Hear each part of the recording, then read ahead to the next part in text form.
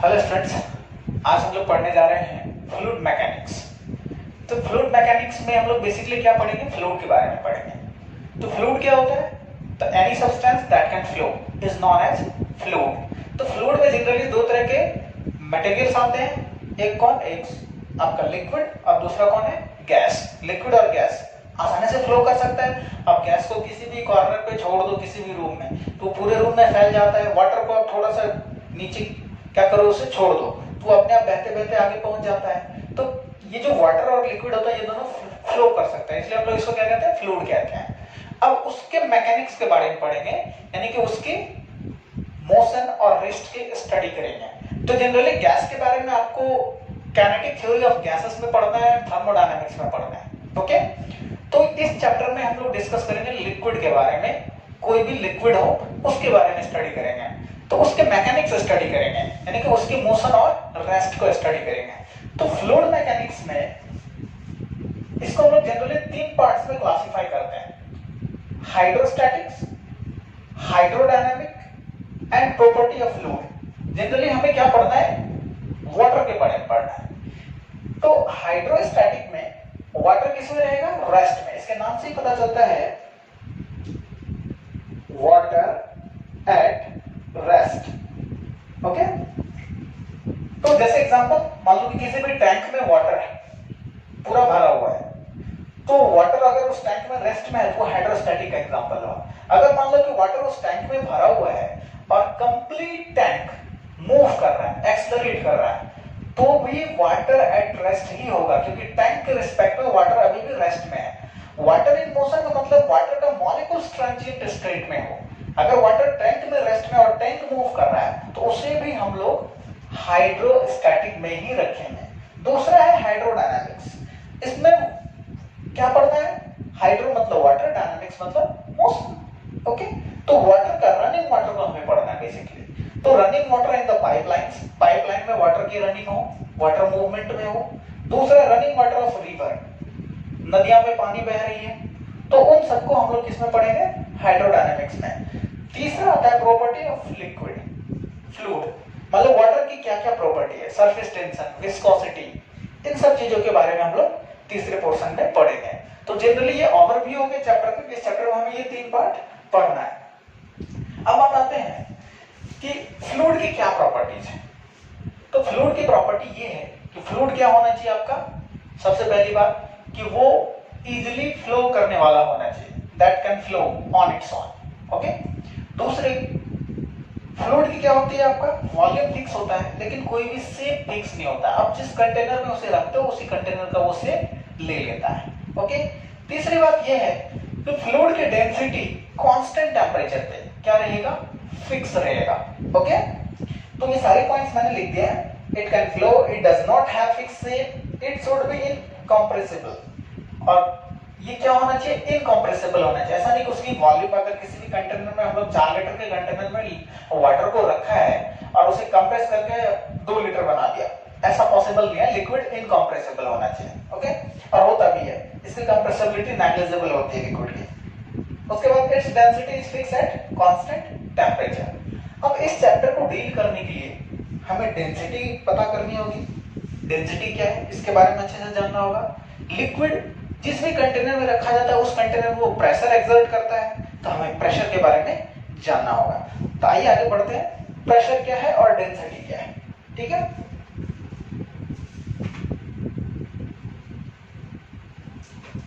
तो आप लोग जानते होंगे कि डेंसिटी क्या है। तो density is defined as mass पर यूनिट वॉल्यूम, इसको हम लोग डेंसिटी कहते हैं। Okay, m upon v, density को रो से डिनोट किया जाता है, डिनोटेड बाय रो।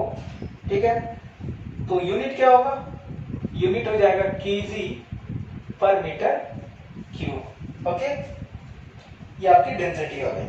उसके बाद रिलेटिव डेंसिटी होता है, क्योंकि अलग अलग लिक्विड की अलग अलग डेंसिटी होती है। तो वाटर के रिस्पेक्ट में हम लोग सारे लिक्विड की डेंसिटी को लेते हैं। तो रिलेटिव डेंसिटी बराबर होता है डेंसिटी ऑफ एनी लिक्विड, कोई भी लिक्विड हो, divided by density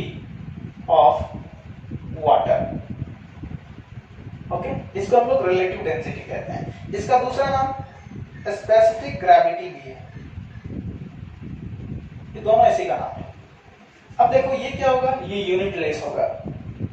unit less इसलिए होगा कि दोनों डेंसिटी का रेशियो है, तो इसलिए डेंसिटी का रेशियो है तो उसकी जो यूनिट है ऊपर और नीचे सेम हो जाएगी, तो वो क्या हो जाएगा, यूनिट लेस हो जाएगा। ये जस्ट एक नंबर है, बताता है कि वाटर से कितना टाइम्स हैवियर कोई भी सब्सटेंस है या फिर लाइटर है। अगर मान लो कि किसी चीज की रिलेटिव डेंसिटी 1.5 है, इसका मतलब वाटर से उसकी डेंसिटी 1.5 टाइम्स है। ओके, तो ये है डेंसिटी। अब वाटर की डेंसिटी कितनी होती है, तो वाटर की डेंसिटी फिक्स होती है, ये आपको याद रखना पड़ेगा। वाटर डेंसिटी आपका होता है 1000 kg पर मीटर क्यूब, या फिर आप ग्राम में लिखते हो तो 1 ग्राम पर सेंटीमीटर क्यूब। ये आपका क्या कहलाता है, वाटर की डेंसिटी। ओके, अब बात आती है प्रेशर की। What is pressure? तो आपने पढ़ा होगा, pressure is the force perpendicular per unit area। अब सिर्फ फोर्स बाय एरिया नहीं पढ़ेंगे, प्रेशर को क्या पढ़ेंगे, फोर्स परपेंडिकुलर अपॉन एरिया। अब कैसे, तो जैसे मान लो कि ये कोई भी सब्सटेंस है, इसकी बेस एरिया ए है, ये वर्टिकल है और मैंने फोर्स ऐसे लगाया, this is the direction of force, और ये एंगल क्या है, थीटा। अब देखो तो इस फोर्स का दो कंपोनेंट बनेगा, एक F cos थीटा और एक F sin थीटा। ठीक, अब देखो कि प्रेशर बराबर क्या लिखेंगे, तो F cos थीटा क्या कर रहा है, इसे कंप्रेस करने की कोशिश कर रहा है, और F sin थीटा इसे फॉरवर्ड मूव करा देगा। ओके, तो प्रेशर के लिए कौन सा फोर्स रिस्पॉन्सिबल है, this one.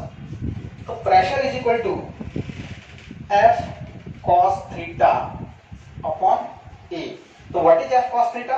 F cos theta is force perpendicular upon A। Okay, note कीजिए।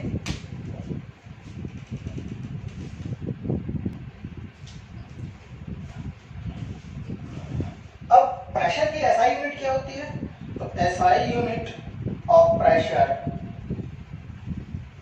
Is pascal. Force per unit area, चाहे तो आप न्यूटन पर मीटर स्क्वायर लिखो या फिर पास्कल लिखो। ठीक है, अब एटमॉस्फेयर भी अपना प्रेशर लगाता है। जैसे मान लो हमारे सर के ऊपर क्या है, एटमॉस्फेयर है, बहुत सारे गैसेस के मिक्सचर है। हाँ, तो उन सारे गैसेस के मिक्सचर के कुछ ना कुछ वेट होंगे ना, और वो हमारे बॉडी पे एक्सर्ट होता है। मान लो कि हमारी अगर सर की area, average area 0.5 meter square है, इसके ऊपर 10-15 किलोमीटर तक हमारा एटमॉस्फेयर है, तो इसके करस्पॉन्डिंग आप एयर कॉलम को अज्यूम करो। उन सारे एयर का वेट लेके हम लोग सर पे हमेशा घूमते हैं, जिसको हम लोग क्या कहते हैं, एयर प्रेशर। तो एयर प्रेशर जो कितना होता है, तो उसको हम लोग एटमॉस्फेरिक प्रेशर को या एयर प्रेशर को, एटमॉस्फेरिक प्रेशर, तो एटमॉस्फेरिक प्रेशर होता है 1.013 × 10⁵ पास्कल। इसी को हम लोग 1 बार भी कहते हैं या फिर 1 atm। ओके, तो ये हमारा क्या हो गया, एटमॉस्फेरिक प्रेशर। अब एटमॉस्फेरिक प्रेशर की ये जो वैल्यू है ना, ये कहां से आई, तो ये वैल्यू हम लोगों ने बैरोमीटर से कैलकुलेट की। तो व्हाट इज बैरोमीटर, तो बैरोमीटर क्या एक प्रेशर मेजरिंग इंस्ट्रूमेंट है। ठीक है, दूसरी बात, प्रेशर की कुछ प्रॉपर्टीज होती है। सबसे पहली बात, प्रेशर इज अ स्केलर, ये स्केलर है, and the second one, it is an isotropic in nature. Pressure जो होता है वो आइसोट्रॉपिक होता है, मतलब आप अगर कंटेनर में कहीं पे भी प्रेशर एक्सर्ट करते हो, यहाँ पे आपने प्रेशर P एक्सर्ट किया, तो ये क्या होता है, uniformly through out the container फैल जाता है। ठीक, जैसे दूसरा एग्जांपल आप ले लो कि मान लो कि इस कंटेनर में एक मैंने बहुत ही छोटा सा सब्सटेंस रख दिया। ठीक है, तो इस सब्सटेंस पे जो प्रेशर लगेगा वो हर तरफ से यूनिफॉर्मली लगेगा। तो प्रेशर क्या होता है, आइसोट्रॉपिक इन नेचर होता है, ठीक। कहीं पे भी आप अगर प्रेशर क्रिएट करो तो uniformly through out the liquid फैल जाता है। दूसरी बात, किसी भी सब्सटेंस को आप लिक्विड में डुबा कर रखते हो तो प्रेशर क्या करता है, फोर्स एक्सर्ट करता है किसी भी सब्सटेंस पे जो लिक्विड में डिसॉल्व है। जैसे मान लो कि आपने देखा होगा कि जो डाइवर होता है, जो ओशन में डाइव करता है, बहुत नीचे तक जाता है, तो ऑक्सीजन सिलेंडर लेके जाता है, ऊपर से उसकी एक सर्टेन क्या होती है, एक पहनने के लिए एक स्पेशल सूट होता है जो उन्हें प्रेशर से बचाता है। एक्चुअल में क्या होता है कि आप जितना डेप्थ पे जाते हैं, इसको कि हम लोग आगे पढ़ेंगे भी, तो प्रेशर क्या होता है, बढ़ता चला जाता है। ओके, तो वो इंसान के शरीर पे फोर्स लगाएगा, क्योंकि जैसे आपने क्या पढ़ा कि pressure is equal to force upon area. तो what will be the force, pressure into area. तो कहीं पे भी प्रेशर होगा और वो किसी एरिया पे लग रहा होगा तो that will exert a force. तो फोर्स की डायरेक्शन कैसे लोगे, प्रेशर स्केलर क्वांटिटी, लेकिन फोर्स क्या है, वेक्टर क्वांटिटी है। तो एरिया भी वेक्टर क्वांटिटी है, जिधर एरिया वेक्टर की डायरेक्शन होती है उधर ही क्या होता है, आपका फोर्स की डायरेक्शन होती है। अब जैसे मान लो कि किसी भी क्लोज कंटेनर के लिए, तो अब उसमें क्लोज कंटेनर में बहुत सारे फेसेस होते हैं, आप हर फेस का एरिया वेक्टर निकालने जाओगे ये पॉसिबल नहीं है। तो आपको क्या करना है, आपको ये याद रखना है कि प्रेशर किसी भी डिसॉल्व सब्सटेंस पे फोर्स इस तरह से लगाता है, they try to compress the body from every side. वो हर एक तरफ से बॉडी को कंप्रेस करने की कोशिश करता है। अगर मान लो कि इस क्यूब को मैंने डाल दिया किसी भी लिक्विड में, इस क्यूब को मैंने किसी भी लिक्विड में डाल दिया, तो प्रेशर जो फोर्स लगाएगा वो चारों तरफ से ऐसा लगाएगा, वो बॉडी को हमेशा क्या करेगा, कंप्रेस करने की कोशिश करेगा, दबाने की कोशिश करता है। ओके, तो इस तरह से हम लोग फोर्स की डायरेक्शन को पता कर सकते हैं, ठीक है। ओके, आगे देखते हैं बैरोमीटर। बैरोमीटर से हमने एटमॉस्फेरिक प्रेशर कैसे कैलकुलेट किया।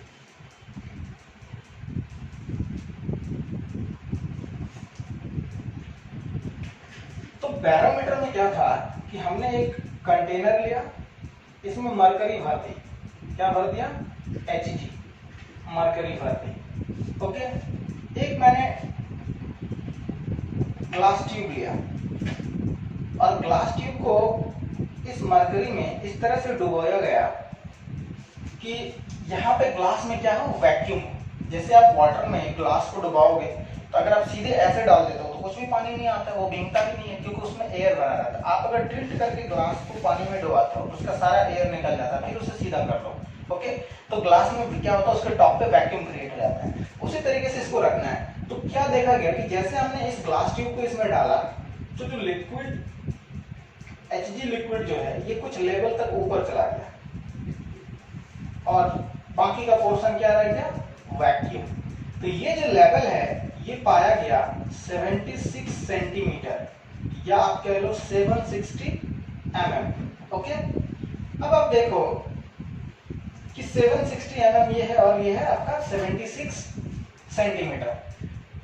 आपने शायद 9th में भी पढ़ा होगा कि सेम लेवल पे प्रेशर क्या होता है, सेम होता है। मान लो कि ये पॉइंट ए है, ये पॉइंट बी है, ये पॉइंट सी है। तो पॉइंट ए एटमॉस्फेयर से लाई कर रहा है, यानी कि इसके ऊपर क्या है, एयर है। तो यहाँ पे जो प्रेशर होगा वो क्या होगा, पीए बराबर एटमॉस्फेरिक प्रेशर। ओके, अब देखो पी के ऊपर यानी पॉइंट बी के ऊपर, तो पॉइंट बी के ऊपर क्या है, मरकरी का कॉलम है, सिर्फ यही प्रेशर लगा रहा है, इसके ऊपर तो एयर है नहीं, वैक्यूम है। तो प्रेशर एच डेप्थ के लिए कितना होता है, तो रो जी एच, ये आपको अभी मैं प्रूव भी करूंगा और शायद आपने पढ़ा भी होगा। तो रो जी एच, अब मरकरी की जो डेंसिटी होती है वो होती है 13.6 kg पर मीटर क्यूब। ओके, तो 13.6 जी की वैल्यू आप रख दो, कितनी, तो 9.8 और हाइट कितनी है 76 अपॉन 100, इसको मीटर में रखना है। अब 13.6 उसकी क्या होती है, रिलेटिव डेंसिटी होती है, किसकी, मरकरी की। तो मरकरी की रिलेटिव डेंसिटी होती है तो एक्चुअल डेंसिटी कितनी हो जाएगी, तो वाटर की डेंसिटी से मल्टीप्लाई हो जाएगा 1000 से। तो आप इन सबको अगर कैलकुलेट करते हो तो आता है 1013 into 10 to the power 5। Okay, ये आता है। तो इसे हमें याद रखना है, इसे हम लोग अप्रोक्सीमेट क्या ले लेते हैं, 1 into 10 to the power 5 ले लेते हैं क्वेश्चन बनाने के लिए। ठीक है, कभी कभी क्या करता है कि बैरोमीटर को फॉर्मेशन के लिए आपका ग्लास को टिल्ट कर दिया जाता है लाइक दिस, मान लो कि ग्लास ऐसे टिल्ट हो गया, वर्टिकल के साथ थीटा एंगल बना रहा है। कितना एंगल बना रहा है? थीटा। अब देखो अगर इसमें लिक्विड L लेंथ तक भरी हुई है तो अब इसमें प्रेशर कैसे कैलकुलेट करोगे? तो हमने यहाँ पे क्या लिया था? वर्टिकल हाइट लिया था ना, तो L का कंपोनेंट ले लेंगे। तो क्या ले लेंगे? रो जी एल कॉस थीटा। ये हमारा क्या बन जाएगा? प्रेशर बन जाएगा। ओके, नोट कीजिए।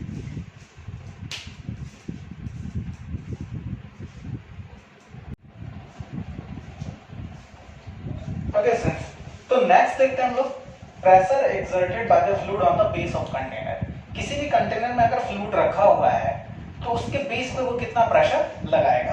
तो मान लेते हैं कि कंटेनर है, इसमें रो डेंसिटी की लिक्विड है और इसकी हाइट h है और बेस एरिया a है। तो अगर मैं इस लिक्विड की फ्री बॉडी डायग्राम बनाऊं तो लिक्विड पे कौन कौन से फोर्स लगेंगे? एक लगेंगे mg और दूसरा लगेंगे बेस के द्वारा जो नॉर्मल होगा, जो नॉर्मल एक्सर्ट किया जाएगा। तो मैंने यहाँ पे एक लिक्विड बनाया, सिर्फ और सिर्फ लिक्विड।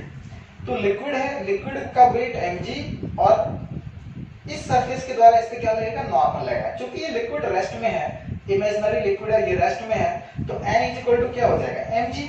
अब आप अगर इस कंटेनर के बॉटम का अगर आप एफबीडी बनाते हो तो क्या होता है कि बॉटम ने इस लिक्विड पे नॉर्मल लगाया ऊपर की तरफ, तो बॉटम पे भी वापस नॉर्मल मिलेगा।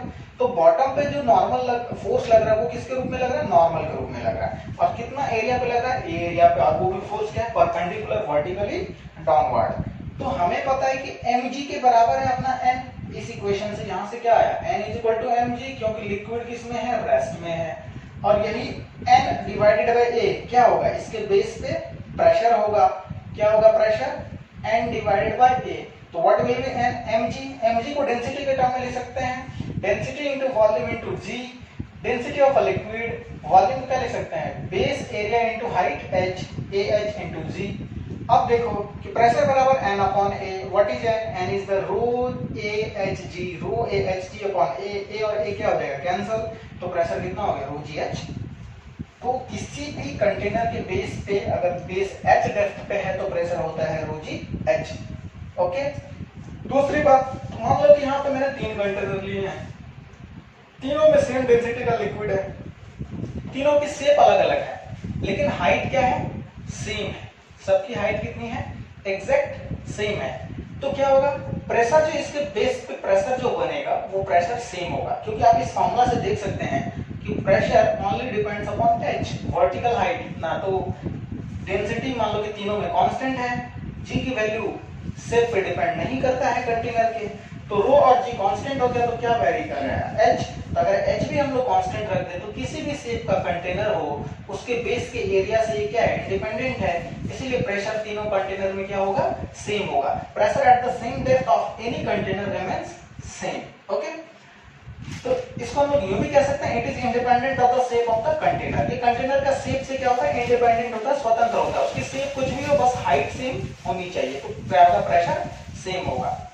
अब देखो कि मैं इस स्टेटमेंट को प्रूव करता हूं कि सेम लेवल पे प्रेशर अगर सेम होता है तो क्यों होता है भाई? तो मान लो कि फिर से ये कंटेनर है, इसमें मैंने एक सिलिंड्रिकल हॉरिजॉन्टल वाटर क्या किया है? अज्यूम किया है। इमेजिनरी सिलिंड्रिकल वाटर को मैंने अज्यूम किया है। तो ये जो दोनों आपका जो एरिया दिख रहा है, इसका फेस का एरिया दिख रहा है, वो सेम डेप्थ पे है। यहाँ से भी h हाइट है और यहाँ से भी क्या है? h डेप्थ है। ओके, तो अब देखो कि अगर यहाँ पे प्रेशर P1 मान लेते हैं और यहाँ पे प्रेशर P2 मान लेते हैं, अभी हम लोग दोनों फेसेस पे प्रेशर क्या मान लेते हैं? अलग अलग मान लेते हैं। तो इस फेस पे जो फोर्स लगेगा, pressure into area, pressure into area. तो मैंने क्या बताया था कि अगर किसी भी कंटेनर पे लिक्विड फोर्स लगाता है, क्या लगाता है? फोर्स। तो इस तरह से लगाएगा कि वो क्या करना चाहता है? इसको कंप्रेस करना चाहता है। तो ये इधर से भी कंप्रेस करेगा, मान लो F2, और इधर से भी कंप्रेस कर रहा है, तो नेट फोर्स क्या लिखोगे? F1 minus F2। तो P1A माइनस P2A, इस फेस का P2A और इस फेस का फोर्स P1A बराबर मास इनटू एक्सेलरेशन। अब चूंकि ये रेस्ट में है, कंटेनर रेस्ट में है, लिक्विड रेस्ट में है, तो एक्सेलरेशन 0। इसका मतलब क्या? P1A बराबर P2A, एरिया एरिया कट गया, therefore P1 equal to P2। इसका मतलब सेम लेवल पे प्रेशर क्या होगा? सेम होगा। ये बातें प्रूफ हो गई। ओके, तो नोट कीजिए।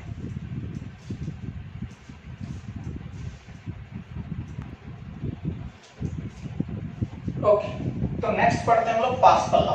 पास्कल लॉ क्या है? तो पास्कल्स का कहना है कि अगर आप किसी भी कन्फाइंड लिक्विड में कहीं पे भी एक्स्ट्रा प्रेशर क्रिएट करते हो तो वो pressure through out the liquid uniformly क्या हो जाएगा, डिस्ट्रीब्यूटेड हो जाएगा विदाउट बीइंग डिमिनिश्ड, उसमें थोड़ी सी भी चेंजिंग नहीं आएगी। इसलिए मैंने स्टेटमेंट को लिख भी दिया है, pressure applied to the confined liquid is transmitted equally throughout the container without being diminished. Okay, अब जैसे मान लो कि कंटेनर है, इसमें कई सारे पॉइंट्स हैं, मैंने अलग अलग जगहों पे पॉइंट्स लिए, point A, point B, point C, point D. Okay, अब पहले पॉइंट ए की प्रेशर मान लो कि पी ए था, इसका प्रेशर था पी बी, इसका था पी सी, इसका था पी डी। अब मैंने एक्स्ट्रा प्रेशर यहाँ पे पी नॉट क्रिएट किया या मान लो कि अप्लाई किया। अब point A, point B, point C और पॉइंट डी सबकी प्रेशर जो है पी नॉट से इंक्रीज हो जाएगी। ऐसा नहीं कि ये पहले है, ये सबसे ऊपर है तो इसमें ज्यादा प्रेशर इंक्रीज होगा, इसमें कम इंक्रीज होगा। जो भी प्रेशर इंक्रीज होगा सब में क्या होगा, इक्वली होगा और बिना किसी डिमिनिश्ड के। हाँ, उसमें थोड़ा सा भी कम और ज्यादा नहीं होगा। तो न्यू प्रेशर पॉइंट ए की कितना हो जाएगा, तो पहले का प्रेशर प्लस पी नॉट। हाँ, तो यानी कि ये पॉइंट ए का प्रेशर पी नॉट से बढ़ गया, सिमिलरली बी का भी उतना से इंक्रीज कर जाएगा, सी का भी पी नॉट से इंक्रीज कर गया और डी का भी पी नॉट से इंक्रीज कर गया। यही कहता है अपना पास्कल्स लॉ। और इसी प्रिंसिपल पे काम करता है हाइड्रोलिक लिफ्ट। आपने हाइड्रोलिक लिफ्ट का नाम सुना होगा। जैसे मान लो कि जब आप शोरूम जाते हो कार वगैरह का या जहाँ पे आप उसे ठीक कराने पहुंचते हो, हाँ, तो मैकेनिक क्या करता है, जब कार को लिफ्ट करने की जरूरत पड़ती है तो एक सर्टेन एरिया पे आपको पार्क करने के लिए कहता है और उस हाइड्रोलिक लिफ्ट के हेल्प से वो कार को क्या कर लेता है, लिफ्ट कर लेता है, ऊपर उठा लेता है। तो कैसे, तो ये भी पास्कल्स लॉ पे काम करता है। तो आइए देखते हैं। मान लो कि इस तरह का एक कंटेनर है, हाँ, इधर वाला एरिया A2 है, ये बड़ा है और A1 क्या है, छोटा है। ओके, तो अगर आपने F अप्लाई किया, मान लो कि इस पॉइंट पे आपने F अप्लाई किया तो कितना प्रेशर आपने एक्सर्ट किया, तो जो आपने प्रेशर एक्सर्ट किया वो प्रेशर है F अपॉन A1। ओके, जब ये F अपॉन A1 हो जाएगा तो यही प्रेशर जो है, जितना मैंने एक्स्ट्रा प्रेशर क्रिएट किया तो ये यहाँ पे भी जाएगा। ओके, तो इस जगह का प्रेशर जो होगा P2, तो वो किसके बराबर होगा, P1 के बराबर होगा, क्योंकि जितना प्रेशर हम लोग क्रिएट करते हैं वही प्रेशर इक्वली क्या हो जाता है, ट्रांसमिट हो जाता है। तो अब देखो कि इस कार पे जो फोर्स लगेगा तो यहाँ का प्रेशर इनटू एरिया, तो अब देखो कि इसका फोर्स मान लेते हैं, कार पे जो लिफ्टिंग फोर्स है वो क्या है, F2। तो F2 इक्वल टू क्या लिखेंगे, P2 into A2। What is P2, तो P2 is equal to P1, तो P1 is F divided by A1, तो देयरफॉर क्या हो जाएगा, F divided by A1 into A2। अब देखो कि A2 अगर बहुत ज्यादा बड़ा हो, ओके, जब A2 बहुत बड़ा हो जाएगा तो क्या होगा कि आपकी जो F2 रिजल्टेंट मिलेगी, F2 will be very large. तो हमें इधर का एरिया बड़ा रखना पड़ता है और इधर का एरिया छोटा था। अगर हम लोग थोड़ा सा भी फोर्स लगाते हैं तो हमें F2 जो रिजल्टेंट फोर्स मिलता है वो बहुत ज्यादा मिलता है। इसीलिए हम लोग कार को भी छोटे से फोर्स अप्लाई करने से लिफ्ट कर लेते हैं। ओके, ये हाइड्रोलिक लिफ्ट की क्या है, खासियत है। ओके, आप इसे नोट कीजिए।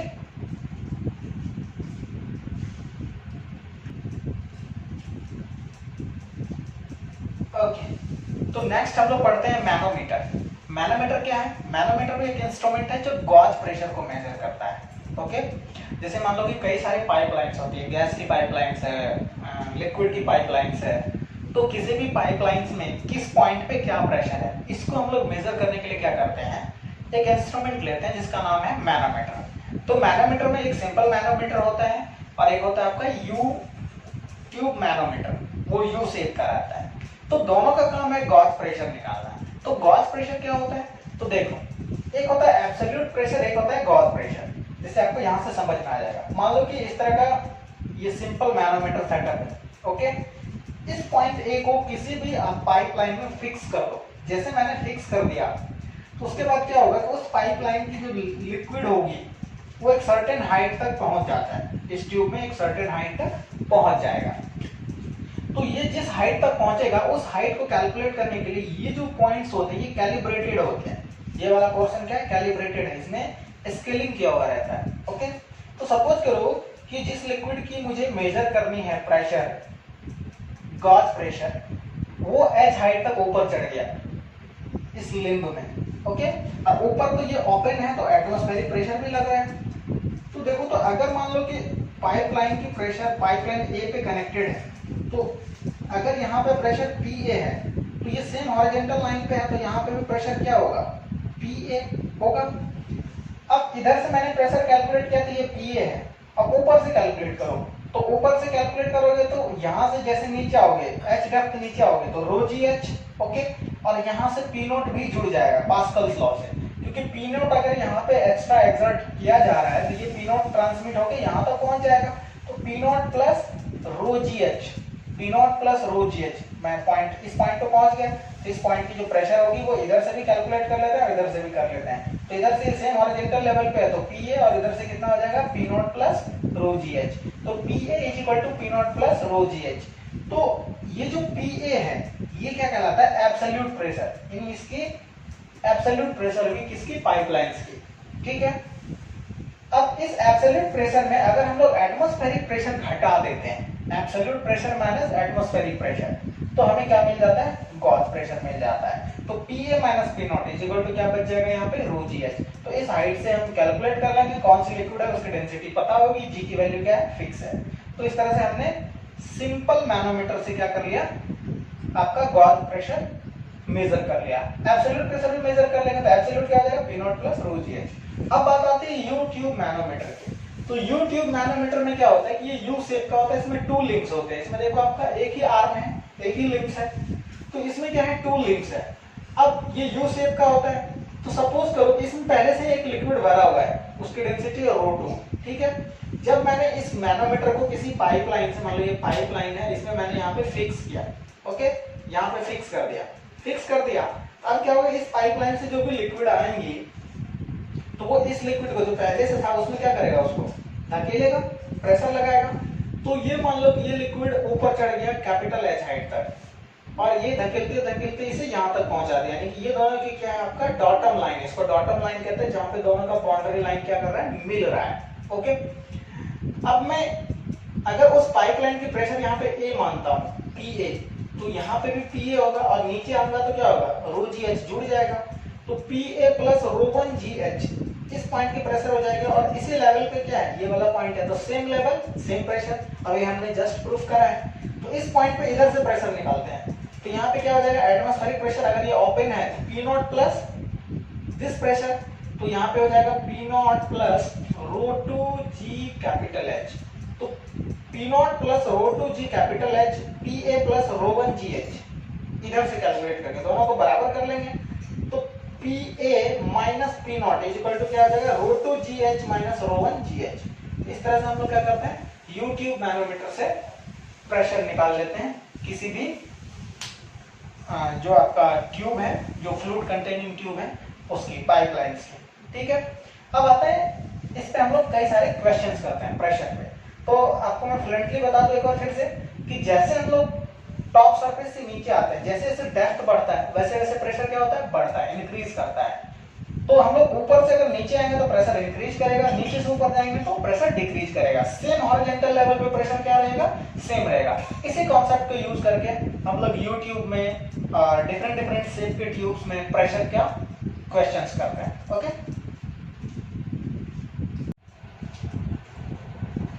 ओके स्टूडेंट्स, तो क्वेश्चन देखते हैं इस पे यूट्यूब मैनोमीटर पे, ओके, प्रेशर बैलेंस करने वाला क्वेश्चन।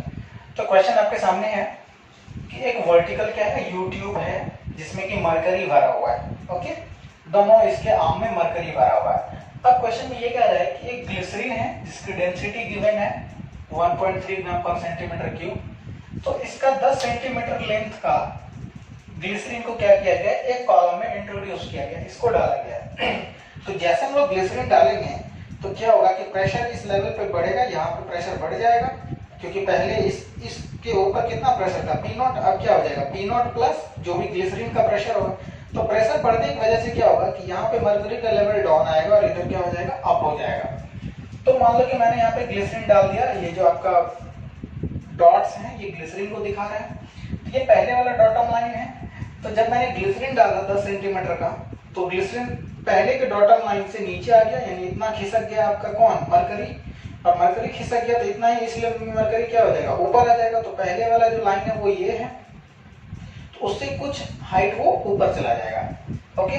उसके बाद क्वेश्चन में कह रहा है कि दूसरे लिंब में एक ऑयल है जिसकी डेंसिटी 8 ग्राम पर सेंटीमीटर की है, इसको भरा जाता है और तब तक भरा जाता है जब तक कि दोनों का ग्लिसरीन और इसका अपर लेवल सेम ना हो जाए। तो मान लो कि ऑयल h सेंटीमीटर हमने भरा और दोनों के लेवल क्या हो गई, सेम हो गए। हमें क्वेश्चन में फाइंड करना है h, length of the oil bulb. तो अब देखो कि अगर ये h है, ये 10 सेंटीमीटर का ग्लिसरीन है, तो ये कितना हो जाएगा 10 माइनस h। अब इस लाइन पे क्या कर देना है, हमें प्रेशर को बराबर कर देना है। तो देखो तो इस लाइन पे इधर से प्रेशर कैलकुलेट करोगे तो P not plus density of glycerine कितना है भाई 1.3 G इंटू एच, हाइट कितनी 10 सेंटीमीटर। ओके, अब इधर से देख लो P नॉट प्लस ऑयल की डेंसिटी प्लस आपका क्या हो जाएगा मरकरी की डेंसिटी।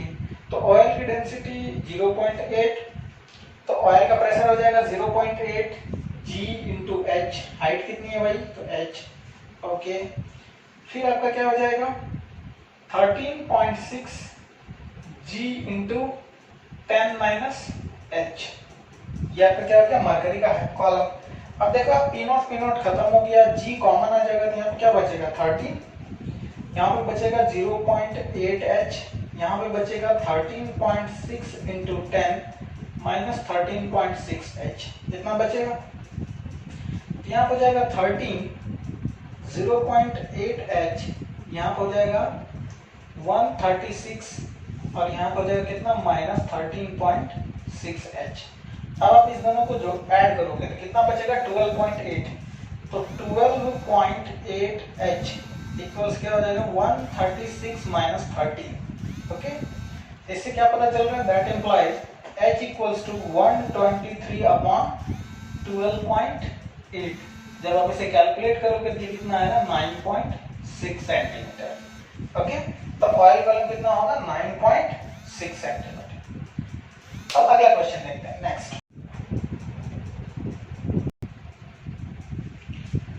ओके, तो नेक्स्ट क्वेश्चन ये है कि एक जिगजैग शेप का क्या है आपका ट्यूब है, ठीक है, सबकी लेंथ इसकी भी L है, इसकी भी L है, ये पॉइंट M है, ये A है, ये B है और ये पॉइंट N है। तीनों में अलग अलग लिक्विड भरा हुआ है, इसकी डेंसिटी ρ1 है, इसकी ρ3 है और इसकी ρ2 है। ओके, तीनों अलग अलग डेंसिटी है। अब क्वेश्चन में कह रहा है कि pressure at M is equal to the atmospheric pressure, M पे जो प्रेशर है वो एटमॉस्फेरिक प्रेशर के बराबर है। अब आपसे क्या फाइंड आउट करने के लिए कहा जा रहा है, तो find out the pressure eight point A and B, also find theta. A पे B पे प्रेशर निकालना है और थीटा भी कैलकुलेट करनी है इस गिवन डाटा से। ओके, तो अब आपको पता है कि यहाँ पे अगर ओपन टू एटमॉस्फेयर है तो ये क्या होगा P नॉट। अब यहाँ से आप ऊपर जा रहे हो, तो आप ऊपर जा रहे हो तो कितना हाइट ऊपर जा रहे हो, तो ये देखो कि अगर ये लेंथ आपका क्या है L है और ये एंगल थीटा है, तो वर्टिकल हाइट क्या हो जाएगा L साइन थीटा। ओके, तो जब हम ऊपर जाते हैं तो प्रेशर घटता है, तो देखो P नॉट यहाँ से शुरू करेंगे, P नॉट ऊपर जाएंगे तो क्या हो जाएगा माइनस ρ1 G H के बदले क्या लिखोगे L साइन थीटा लिखोगे। ओके, तो ये क्या हो गया आपका प्रेशर एट A। अब B पे पहुंचो, तो B पे जब आप पहुंचोगे तो A से फिर नीचे आ रहे हैं, तो A पे जितना प्रेशर है उससे प्रेशर क्या होगा B का बढ़ जाएगा, नीचे आते प्रेशर बढ़ता है, तो हमें कितना लेंथ नीचे आना पड़ेगा। तो अगेन आप देख लो कि ये ट्यूब है आपका, ये ट्यूब है और ये एंगल क्या है थीटा, ये लेंथ L है, तो फिर से अगेन ये वाली हाइट कितनी होगी, तो L का ये वाला कंपोनेंट L cos थीटा, फिर से ये क्या हो जाएगा L sin थीटा हो जाएगा। ओके, तो प्रेशर एट B हो जाएगा प्रेशर एट A प्लस ρ3, इसकी डेंसिटी कितनी ρ3 G H के बदले कितना L sin थीटा। तो प्रेशर एट A हमने कैलकुलेट किया हुआ है P naught minus ρ1 G L sin theta plus क्या हो जाएगा ρ3 G L sin थीटा। तो ये आपका प्रेशर हो जाएगा किस पॉइंट पे B पे। अब आता है तीसरा क्वेश्चन, आल्सो फाइंड थीटा। तो अब देखो कि B तक का मैंने प्रेशर निकाल रखा है, तो B पे प्रेशर मैंने इधर से कैलकुलेट किया और एक बार इधर से भी कैलकुलेट कर लूं, तो इधर से अगर प्रेशर एट B कैलकुलेट करूंगा तो कितना आएगा, देखो तो MB open to the atmosphere है, तो P not plus P not से नीचे आ रहा है, कितना वर्टिकल हाइट इसका डायरेक्ट दिया हुआ है, तो ρ2 GH, यही होगी पॉइंट B की प्रेशर। तो आप पॉइंट B की प्रेशर यहां से और यहां से क्या कर लो बराबर कर लो, तो P नॉट प्लस ρ2 GH, एक बार मैंने इधर से कैलकुलेट किया और एक बार मैंने इधर से कैलकुलेट किया, इक्वल टू P नॉट यहाँ पे आप देखो तो g sin theta gl sin theta common आ जाएगा। तो अगर मैं gl sin थीटा यहाँ से कॉमन ले लूँ तो क्या बचेगा, रो 3 माइनस रो 1, तो पी नॉट कट गया, तो रो 2 g देखो दोनों तरफ कैंसिल हो जाएगा, तो rho 2 h is equal to क्या, l sin theta rho 3 minus rho 1, तो rho 2 h upon l rho 3 minus rho 1 would be equal to sine theta. तो साइन थीटा मिल गया, तो theta equals sine inverse rho 2h rho 3 minus rho 1 into l। तो ये आपको क्या मिल गया, आपको थीटा मिल गया। Okay, next question.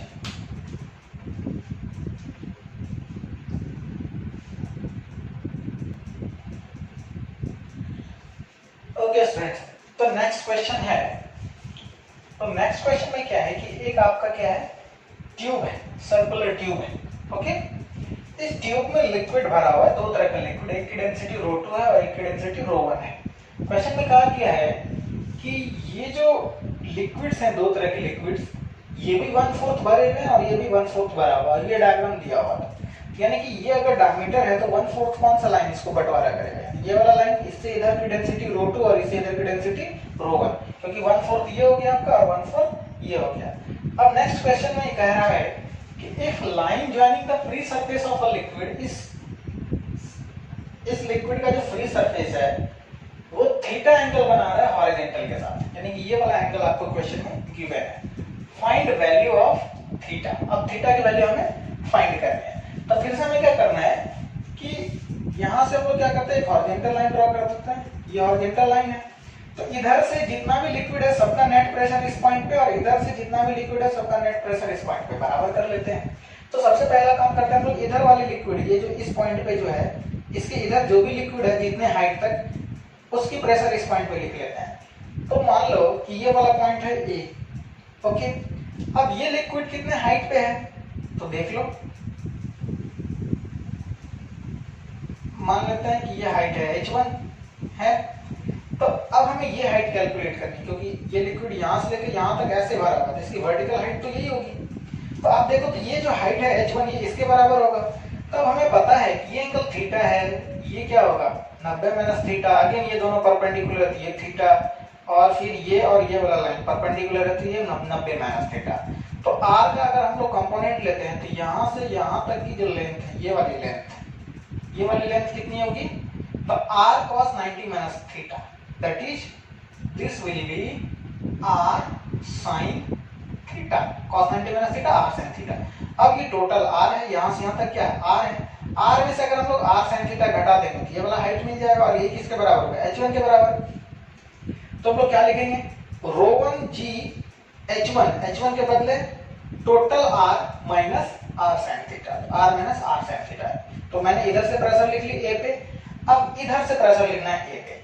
अब देखो इधर से पॉइंट ए पे अगर आप प्रेशर लिखोगे तो दो तरह के लिक्विड मिलेंगे, एक रो 1 डेंसिटी का इतना दूर है और यहां से यहां तक क्या है, रो 2 का भरा हुआ है। तो सबसे पहले हम लोग क्या कर लेते हैं कि रो 1 की कैलकुलेट कर लेते हैं। तो अब रो 1 का कैलकुलेट करने के लिए हमें क्या करना पड़ेगा, ये वाली हाइट जो है यहां से यहां तक हमें ये हाइट चाहिए, क्योंकि अगर हम इसे h2 मान लेते हैं, जितनी ये हाइट उतनी ही ये हाइट, तो ये h2 हाइट तक भरा हुआ है ये वाला रो 1 अगेन इस कॉलम में। तो अब आप देखो ये एंगल थीटा, तो अगर मैं इसका यहां से यहां तक कंपोनेंट लूं तो ये टोटल कंपोनेंट क्या हो जाएगा, ये r, तो ये r cos theta, total r में से अगर r cos थीटा घटा लेते हैं तो ये वाला हाइट मिल जाता है जिसके h2 कहेंगे। तो रो 1 g r minus r cos theta, तो क्या हो जाएगा, r कॉमन आ जाएगा 1 माइनस cos थीटा। तो यहां तक लिख लिया मैंने। अब आते हैं इस लिक्विड की, ये वाला लिक्विड की हाइट क्या है ग्राउंड से, तो ग्राउंड से मान लो कि इस वाले लिक्विड की हाइट है h3। ओके, अब h3 को क्या करेंगे, ये फिर से r है, तो r का वर्टिकल कंपोनेंट लो, इधर r cos थीटा इधर r sin थीटा। तो यहां से लेके इस पॉइंट से लेके यहां तक की हाइट कितनी हो जाएगी, r sin थीटा, तो ये हाइट। अब हमें क्या करना पड़ेगा, यहां से यहां तक की हाइट भी जोड़नी पड़ेगी, ये वाली हाइट जोड़नी पड़ेगी, तभी तो ये टोटल हाइट आएगा। अब आपको पता है कि ये वाला हाइट तो हम लोग पा चुके हैं, ये इस लाइन की जो हाइट है, वर्टिकल हाइट, वो किसके बराबर होगी? तो r cos थीटा के बराबर। तो r cos theta plus r sin theta, ये दोनों मिलकर क्या दे देगा आपको? h3 दे देगा। ठीक है, तो देखो, सॉरी यहां तक h3, तो ρ2g r sin theta plus ρ2g ये वाला हाइट r cos थीटा, जितनी ये उतनी ये, तो ρ2g r cos थीटा। अब दोनों तरफ से प्रेशर बैलेंस हो गया, ρ1 का प्रेशर और ρ2 का प्रेशर पॉइंट ए पे, तो पॉइंट ए का प्रेशर इधर से कैलकुलेट कर लिए और इधर से भी कैलकुलेट कर लिए। अब इसे सॉल्व करना है, तो देखो आप g और r कॉमन आ जाएगा, g और r इधर भी है, इसमें भी है, कॉमन आएगा। क्या बचा यहाँ पे? ρ1 1 माइनस sin थीटा, यहाँ पे बचा ρ1 1 माइनस cos थीटा, यहाँ पे ρ2 sin थीटा, ρ2 cos थीटा। अब आप ध्यान दो तो इसको इधर ले आओ, तो ρ1 कॉमन आ जाएगा, 1 minus sin theta minus 1 plus cos theta, इधर क्या बचेगा? ρ2 common sin theta plus cos theta. अब ये 1 1 कैंसिल हो गया, क्या बचेगा? cos theta minus sin theta, इधर ρ2 cos theta plus sin theta. अब ρ1 अपॉन ρ2, तो ρ1 अपॉन ρ2 क्या हो जाएगा? अब यहाँ पे मैंने थोड़ी सी क्या की, एक स्टेप आपका आगे कर दिया है। ρ1 बाय ρ2 बराबर क्या हो जाएगा? तो ρ1 बाय ρ2 बराबर हो जाएगा, ρ1 में ये गुना है, तो cos theta plus sin theta upon cos theta minus sin theta, ये हो जाएगा। अगर आप cos से ऊपर नीचे डिवाइड करोगे तो 1 प्लस tan थीटा और 1 माइनस tan थीटा बचेगा। अब क्या करो, क्रॉस मल्टीप्लिकेशन कर लो, तो ρ1 minus ρ1 tan theta, ρ2 plus ρ2 tan theta, ρ1 minus ρ2 इधर चला गया, इस ρ1 को इधर ले आओ, tan थीटा कॉमन आ गया, इधर हो गया ρ1 प्लस ρ2, तो tan theta equal to ρ1 minus ρ2 upon ρ2 plus ρ1। Okay, तो tan थीटा इक्वल्स अगर इतना हो गया तो theta equals tan inverse ρ1 minus ρ2 ρ1 plus ρ2। I hope ये क्लियर हो गया होगा। आगे बढ़ते हैं।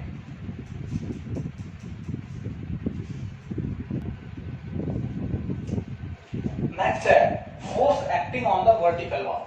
अगर मान लो कि आपने किसी भी कंटेनर में अगर लिक्विड को रखा हुआ है तो वो वॉल पे क्या करेगा? प्रेशर लगाता है, और प्रेशर लगाता है तो वॉल फोर्स एक्सपीरियंस करेगा। जैसे डैम वगैरह में होता है, हम लोग क्या करते हैं, जब डैम बनाते हैं तो फ्लोइंग वाटर को, रिवर के वाटर को इकट्ठा कर लेते हैं, तो इकट्ठा कर लेते हैं वर्टिकल वॉल के थ्रू इकट्ठा करते हैं। तो कभी कभी डैम आपने सुना भी होगा कि टूट भी जाता है, तो वो लिक्विड के प्रेशर के कारण टूटता है। ठीक है, तो अभी हम लोग क्या कर लेते हैं कि रेक्टेंगुलर वॉल मान लेते हैं जिसकी हाइट h है और विड्थ कितनी है?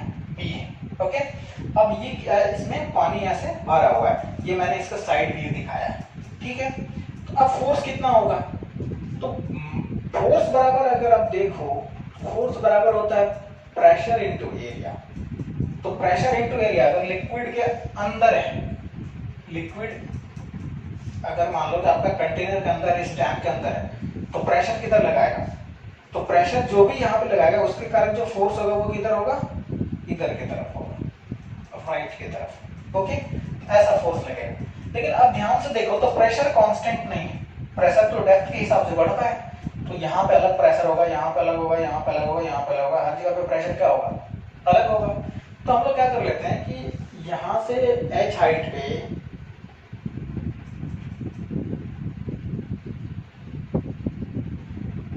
आप क्या कर लो, एक टुकड़ा ले लो dx का, यहाँ से x डिस्टेंस पे dx का एक हमने क्या कर लिया? टुकड़ा ले लिया। तो यहाँ से अगर हम लोग x डिस्टेंस नीचे आते हैं तो क्या आता है? देखो तो रो जी एक्स प्रेशर बराबर कितना होगा? Rho G x. ओके, अब ये हो गया प्रेशर, तो छोटा सा फोर्स क्या मिलेगा? तो प्रेशर इंटू एरिया। अब देखो इसकी एरिया, इस स्ट्राइप की एरिया क्या होगी? तो ये जो स्ट्राइप है इसकी थिकनेस है dx। ओके, और ये वाली लेंथ कितनी है? b।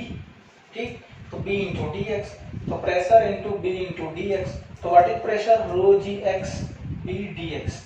ये छोटा सा क्या हो गया? फोर्स। अब इस फोर्स को इंटीग्रेट कर लो, 0 टू कैपिटल H, यहाँ पे x की वैल्यू 0, यहाँ पे क्या? Capital H। अगर हम लोग इसे इंटीग्रेट करते हैं तो H इक्वल्स क्या मिलता है? रो जी बी बाहर आ जाएगा, x dx का इंटीग्रेशन 0 टू h। तो देखो तो क्या हो जाएगा? Rho g b h square upon 2 हो जाएगा। अब आप ध्यान से देखो, इसको हम लोग याद रखेंगे कैसे? इसको ऐसे लिख सकते हैं, rho g capital H upon 2 into h into b लिखा जा सकता है। तो देखो रो जी एच क्या होता है इस पॉइंट पे टोटल प्रेशर। तो अगर आप एवरेज निकालो, यहाँ पे प्रेशर 0, यहाँ पे रो जी एच, तो 0 plus rho g h upon 2 ये क्या हो गया एवरेज प्रेशर, और इस वॉल के एरिया क्या हो गया एच इंटू बी। तो फोर्स कितना आ जाएगा, तो फोर्स को आप ऐसे याद रख सकते हो average pressure into area. Okay, अब इसी में कभी कभी क्या होता है कि सेंटर ऑफ फोर्सेस पूछ लिया जाता है, find the centre of forces या लोकेशन ऑफ फोर्सेस। तो फोर्स तो कई सारे लग रहे हैं ना इसमें, बहुत सारे, हर एक स्ट्राइक पे फोर्स लग रहे होंगे, ये फोर्स ये फोर्स ये फोर्स, यहाँ से यहाँ तक कई सारे फोर्सेस लग रहे होंगे। तो आपसे पूछा जाता है कि एक ऐसा लोकेशन बताओ जहाँ पे नेट फोर्स एक्ट करे तो सेम ही इफेक्ट पैदा करे जैसा कि ये टोटल जितने भी छोटे छोटे फोर्सेस है सारे मिलकर कर रहे हैं। तो इन सारे फोर्सेस को अगर नेट फोर्स से रिप्लेस किया जाए तो उस फोर्स की एप्लीकेशन पॉइंट कहाँ पे होगी। ओके, तो उसे हम लोग टॉर्क से ढूंढते हैं। तो कैसे ढूंढते हैं, तो ये देखो,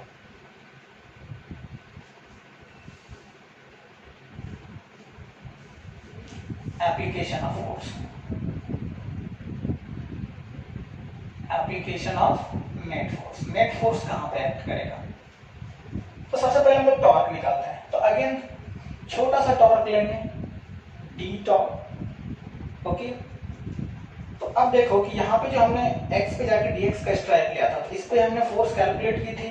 उस फोर्स के कारण मान लो कि इस पॉइंट के अबाउट, ये जो लाइन है इस पॉइंट के अबाउट आपको क्या करना है, टॉर्क निकालना है। ठीक, ये आपको साइड से ऐसा दिख रहा है, एक्चुअल में क्या है ये रेक्टेंगल है, आप इसे गेट की तरह ऐसे समझ सकते हो। तो यहाँ से वर्टिकल एक्स डिस्टेंस नीचे पे है। तो अब देखो कि फोर्स ऐसा लग रहा है और ये परपेंडिकुलर डिस्टेंस क्या है x। तो फोर्स को हम लोगों ने क्या लिखा था, रो जी एक्स, ये प्रेशर था, into area B D X, ये हो गया force into perpendicular distance x, again x। तो ये हो गया आपका क्या, नेट टॉर्क। अब इसे आप इंटीग्रेट कर लोगे 0 से लेके h तक। तो देखो rho g b x square d x आ गया 0 to h। तो what you will get, rho g b h cube upon 3, ये क्या हो जाएगा आपका नेट टॉर्क हो जाएगा। अब देखो कि इस नेट टॉर्क को आप क्या करो कि नेट टॉर्क को आप लोग ऐसे भी लिख सकते हो कि पॉइंट ऑफ एप्लीकेशन, या फिर r मान लो कि यहां से r डिस्टेंस पे नेट फोर्स लग रहा है, r इंटू एफ नेट, आप इसको ऐसे भी लिख सकते हो, r परपेंडिकुलर है। तो देखो तो अब r इंटू एफ नेट कितना आया था, तो average pressure rho g h upon 2 into area b h, यही आया था। ये हमारा एवरेज फोर्स आया था, यानी कि नेट फोर्स आया था, इंटू मान लेते हैं कि ये नेट फोर्स r डिस्टेंस पे एक्ट करेगा, तो इतना ही टॉर्क पैदा करना चाहिए। तो ये किसके बराबर होगा, rho g b h cube upon 3। अब ध्यान से देखो तो रो जी बी कट जाएगा, तो यहाँ पे क्या बचा, r into H square upon 2, यहाँ पे क्या हो गया एच क्यूब अपॉन 3। अब यहाँ से एक h बचेगा, तो r इज इक्वल टू क्या आ गया 2h अपॉन 3। ओके, तो ऊपर से 2h अपॉन 3 पे क्या होगा आपका point of application of net force होगा, वहीं पे नेट फोर्स लगाएंगे तो वो उतना ही टॉर्क प्रोड्यूस करेगा जितना कि ये छोटा छोटा इंडिविजुअल फोर्सेस प्रोड्यूस कर पा रहे हैं। ओके, नेक्स्ट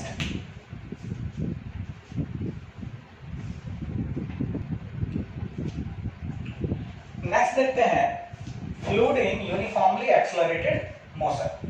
मैंने बताया था आपको कि फ्लूइड स्टैटिक का पार्ट ये भी है कि अगर किसी कंटेनर में कोई भी फ्लूइड भरा हुआ और कंटेनर एक्सेलरेट कर रहा है इटसेल्फ, तो फ्लूइड को फिर भी हम लोग क्या करेंगे, स्टैटिक में ही मानेंगे। क्यों, क्योंकि फ्लूइड के मॉलिक्यूल्स ट्रांजिएंट स्टेट में नहीं है, ओवरऑल फ्लूइड तो मूव कर रहा है, लेकिन अगर आप इस कंटेनर में बैठ जाओ तो इसके जो मॉलिक्यूल्स हैं, वाटर मॉलिक्यूल्स, वो इस कंटेनर के रिस्पेक्ट में क्या है, रेस्ट में है। तो ये बहता हुआ पानी नहीं है, ये वाटर इन ट्रांजिएंट स्टेट नहीं है, इसका तो हम लोग वाटर इन रेस्ट पढ़ेंगे। तो मान लो कि मैंने क्या किया, एक चीटा बना दिया और ये पूरा container, whole container a experience से एक्सेलरेट कर रहा है। अब चीटा क्या एक्सपीरियंस करेगा, चीटा देखेगा कि ये जितने भी वाटर्स हैं सभी सूडो फोर्स एक्सपीरियंस करेंगे। तो सूडो फोर्स के एक्सपीरियंस के वजह से क्या हो जाएगा कि यूं इस तरह की सिचुएशन हो जाएगी। कैसी, तो इस तरह का एक लाइन क्रिएट हो जाएगा, इधर लिक्विड भर जाएगा, लिक्विड शिफ्ट हो जाएगा towards the left due to pseudo force. तो सूडो फोर्स लगा तो ये लिक्विड का क्या हो गया, ये हो गया फ्री सरफेस, फ्री सरफेस। तो free surface open to the atmosphere है, तो जब ये ओपन टू द एटमॉस्फेयर है तो यहाँ पे भी प्रेशर पी नॉट, यहाँ पे भी प्रेशर पी नॉट, यहाँ पे भी पी नॉट, हर एक पॉइंट पर प्रेशर सेम है, तो इसलिए इसे हम क्या कहते हैं, इक्वी प्रेशर लाइंस भी कहते हैं, इक्वी प्रेशर लाइंस। अब जनरली हमें निकालना क्या होता है कि ये कितना इंक्लिनेशन बनाएगा हॉरिजॉन्टल के साथ, ये थीटा हमें फाइंड करनी होती है। तो मान लेते हैं ये थीटा है, ओके, इसकी वैल्यू फाइंड करनी होती है। तो अब क्या करो कि ये जो जितने भी वाटर मॉलिक्यूल्स है जो फ्री टू द एटमॉस्फेयर है, तो हर जगह प्रेशर सेम है, तो कोई भी प्रेशर का डिफरेंस नहीं है, तो ये क्या रहेगा, रेस्ट में रहेगा, ओके। तो थीटा के रिस्पेक्ट में ये जो वाटर मॉलिक्यूल्स है ये क्या रहेंगे, रेस्ट में रहेंगे। तो कोई भी वाटर में मॉलिक्यूल्स का जो एलिमेंट है उसकी मास मान लेते हैं कितनी, m, ठीक है। तो अब देखो इस m पे इधर कितना फोर्स लग रहा है, mg लग रहा है, और इधर कितना लगेगा, सूडो, और वो कितना लगेगा आपका m इंटू ए। अब देखो ये थीटा है तो ये एंगल में क्या बनेगा, थीटा बनेगा। तो इस लाइन के अलोंग क्या होगा, ये जो आपका फ्री टू द सरफेस है इंक्लाइन लाइन, इस लाइन के अलोंग नेट फोर्स क्या होगा, जीरो, क्योंकि प्रेशर डिफरेंस क्या होगा, जीरो। तो जहां पे नेट फोर्स जीरो है वहां प्रेशर डिफरेंस भी क्या होता है, जीरो।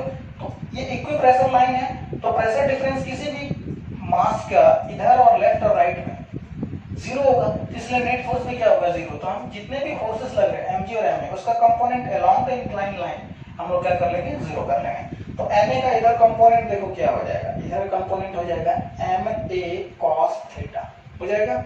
अब mg का कंपोनेंट देख लेते हैं, तो देखो ये थीटा, ये 90, तो ये कितना हो जाएगा, ये वाला एंगल 90 माइनस थीटा। तो mg का इधर कंपोनेंट कितना हो जाएगा, mg cos 90 माइनस थीटा। तो ma cos theta must be equal to mg sin theta. तो m और m कैंसिल हो गया, a इज इक्वल टू क्या हो गया, g tan थीटा। तो therefore tan theta equals a upon z। Same result आया था जब हम लोग किसी भी कार में एक पेंडुलम m मास के बॉब को लटका दिए थे और कार को a से एक्सेलरेट किए थे, तो इतना ही एंगल बना था, tan inverse a upon z। आपको ये याद आ गया होगा, ओके। तो ये कहानी होगी। अब देखो इसी में अब आपसे पूछा जाएगा कि जैसे कि हमने वहां पे पढ़ा था फ्लूइड स्टैटिक में, जब वो एक्सेलरेट नहीं कर रहा था तो सेम हॉरिजॉन्टल लेवल पे प्रेशर क्या होता था, अगर यहाँ पे P1 प्रेशर है तो यहाँ पे भी क्या होगा, यहाँ पे भी क्या था, P1, क्योंकि लिक्विड क्या था, ग्राउंड के रिस्पेक्ट में रेस्ट में था। लेकिन अब अगर यही कंटेनर ऐसे मूव करना शुरू कर दे, ठीक, तो इस पॉइंट पे मान लो ये दोनों सेम लेवल पे है, ये वाला पॉइंट और ये वाला point, this is the 1, this is the 2। तो यहाँ पे अगर प्रेशर P1 है तो यहाँ पे होगा P2।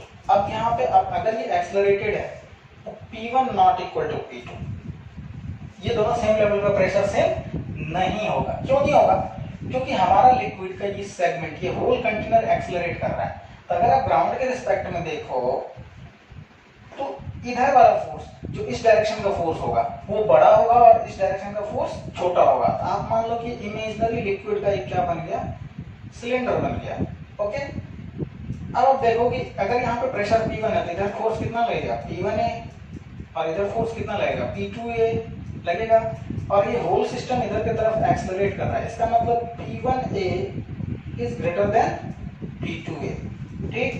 तो P1A minus P2A is equal to क्या लिखेंगे, MA। अब हमारा इक्वेशन ऐसा बनेगा। तो यहाँ पे एक्सेलरेटेड फ्लूइड में for accelerated fluid we can not use same level contain same pressure. हम लोग ऐसा नहीं लिख सकते हैं, ठीक है। तो आपको क्या याद रखना होगा कि प्रेशर इस डायरेक्शन में, एक्सेलरेशन के अपोजिट डायरेक्शन में क्या होता है, बढ़ता है। For accelerating container pressure increases as we move opposite to the acceleration। जब हम लोग एक्सेलरेशन का अपोजिट आएंगे तो प्रेशर क्या होगा आपका, बढ़ेगा। ओके, अब देखो, अब इसी एक्सेलरेटिंग टैंक के लिए हम लोग कुछ और भी देखते हैं। क्या देखते हैं, जैसे मान लो कभी कभी ऐसा गिवन होता है, ये आपका टैंक है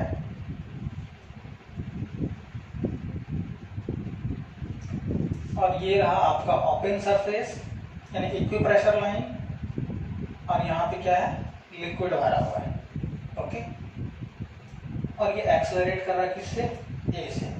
अब सपोज करो कि इस इक्वी प्रेशर लाइन के परपेंडिकुलर डायरेक्शन में अगर आपको हाइट दी हुई है h, कितनी दी हुई है, h। ओके, और ये एंगल क्या अपना, थीटा। ठीक है, तो मैंने अभी जो फॉर्मूला में बताया था कि प्रेशर इक्वल्स रो जी एच, तो h क्या था, वर्टिकल हाइट। जब आपकी कंटेनर स्टैटिक थी तो उस समय रिजल्टेंट एक्सेलरेशन क्या था, वर्टिकली डाउनवर्ड। इधर में तो कोई एक्सेलरेशन था नहीं, तो रिजल्टेंट एक्सेलरेशन के डायरेक्शन में नहीं हम लोग क्या किए थे, इस हाइट को कैलकुलेट किए थे। ओके, तो यहाँ पे अब रिजल्टेंट एक्सेलरेशन जो है एक्सेलरेटिंग फ्लूइड के लिए, अगर आप ध्यान से देखो तो ये एक्सेलरेटिंग फ्लूइड है, इसकी रिजल्टेंट एक्सेलरेशन क्या होगा, तो एक तो a इधर है और नीचे क्या है, g। इस डायरेक्शन में कितनी है, √a² प्लस g²। तो रिजल्टिंग एक्सेलरेशन इस डायरेक्शन में है, तो हमें एच डी क्या होगा, इसी डायरेक्शन में लेनी पड़ेगी। ठीक है, तो मान लो कि ये जो पॉइंट है, ये पॉइंट है ए। ठीक, तो ये पॉइंट ए है और यहाँ से रिजल्टेंट एक्सेलरेशन के डायरेक्शन में हमारी हाइट कितनी दी हुई है, एच। तो पॉइंट ए का जो हम लोग प्रेशर लिखेंगे, प्रेशर एट ए, ये हो जाएगा, ये ओपन टू द एटमॉस्फेयर है, तो यहाँ पे पी नॉट तो रहेगा ही, पी नॉट प्लस रो जी। तो g के बदले क्या लिखेंगे, g इफेक्टिव इंटू h। तो क्या होगा, p not plus row √a² plus g² into h। तो क्या हो जाएगा, p not plus row h √a² plus g²। ये हो गया आपका प्रेशर एट a। हम लोग a पॉइंट के प्रेशर को ऐसे भी लिख सकते हैं। ओके, दूसरा तरीका क्या है कि ये जो h है आप इसको रिजॉल्व कर लो। क्या रिजॉल्व कर लो, इस h की दो कंपोनेंट बनेंगे, इसको हॉरिजॉन्टल और वर्टिकल डायरेक्शन में क्या कर लेते हैं हम लोग, प्रॉपर्ली रिजॉल्व कर लेते हैं। ठीक है, तो देखो, अगर ये एंगल थीटा है, ये h है, ठीक, तो थीटा के सामने परपेंडिकुलर, ये बेस, ये हाइपोटेनस, तो परपेंडिकुलर। अब h का इधर कंपोनेंट मान लो h हॉरिजॉन्टल, HH मान लेते हैं। ठीक, और वर्टिकल कंपोनेंट मान लो HV। तो हमें HH और H में कौन रिलेशन देगा, तो हमें रिलेशन देगा परपेंडिकुलर और साइन थीटा लेगा। तो देखो तो साइन थीटा इक्वल्स क्या हो जाएगा इस ट्रायंगल में, P/H। तो H/HH, तो H is equal to H/sin theta यानी कि H cosec थीटा होगा। चलो, तो अगर हम हॉरिजॉन्टली प्रेशर मेजर करें तो मैंने क्या बताया था कि लिक्विड एक्सेलरेटिंग फेज में है, तो इधर आने से प्रेशर क्या होगा, बढ़ेगा। तो यहाँ पे pressure again open to the atmosphere है, तो P नॉट, और जैसे इधर आएंगे तो यहाँ पे प्रेशर क्या होगा आपका, बढ़ेगा। तो कैसे बढ़ेगा, तो P not plus rho g, इस बार हम लोग क्या लेंगे, लेंथ लेंगे। तो लेंथ हमारा क्या है, HH, तो रो जी, अब जी नहीं लेना है, अभी जी इफेक्टिव लेना है। तो इस डायरेक्शन में जी इफेक्टिव कितना है, ए, और वर्टिकली कितना है, जी इफेक्टिव जी, और इस दोनों का रिजल्टेंट जी इफेक्टिव। तो हमें हॉरिजॉन्टल से अगर प्रेशर कैलकुलेट करना है तो इस डायरेक्शन की क्या लेनी होगी, हमें एक्सेलरेशन लेनी होगी। तो जी इफेक्टिव के बदले क्या यूज करना है, ए। ओके, और लेंथ कितना यूज करना है, एच एच। करना है। ये हमारा हो जाएगा हॉरिजॉन्टल डायरेक्शन में प्रेशर। हॉरिजॉन्टल से अगर हम लोग मूव करते हैं और एक ही प्रेशर कैलकुलेट करते हैं तो इतना।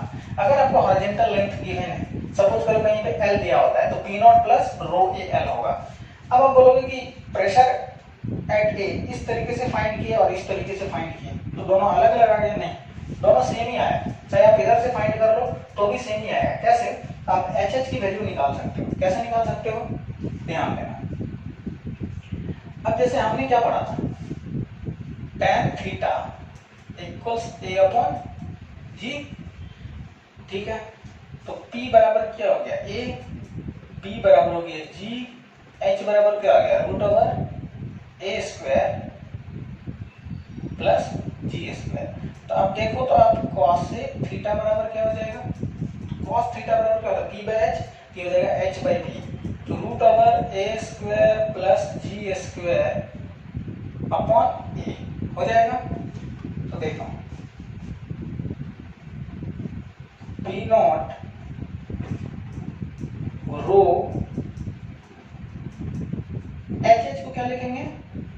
H cosec theta. ओके, तो P not plus rho A H cosec theta को क्या लिखोगे? Root over A square plus ji square upon A. देखो ये ए कट गया तो क्या आ गया? P not plus rho H root over A square plus ji square. तो अब आप देखो कि मैंने इधर हॉरिजॉन्टल से अगर प्रेशर कैलकुलेट किया तो भी तो सेम ही वैल्यू आई ना। ये आपका प्रूफ हो गया। तो आपको क्या याद रखना है कि हम लोग किसी भी पॉइंट के प्रेशर हॉरिजॉन्टल से एज वेल एज वर्टिकल से भी कैलकुलेट कर सकते हैं। अब वर्टिकल से कैसे करेंगे? तो वर्टिकल से भी अगर करेंगे तो इतना ही आएगा, पॉइंट ए की प्रेशर कैलकुलेट करेंगे। तो कैसे? तो देखो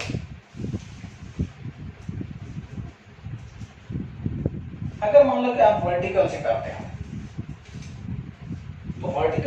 हो तो वर्टिकल के डायरेक्शन में नेट एक्सेलरेशन यूज करना हो तो क्या है? जी।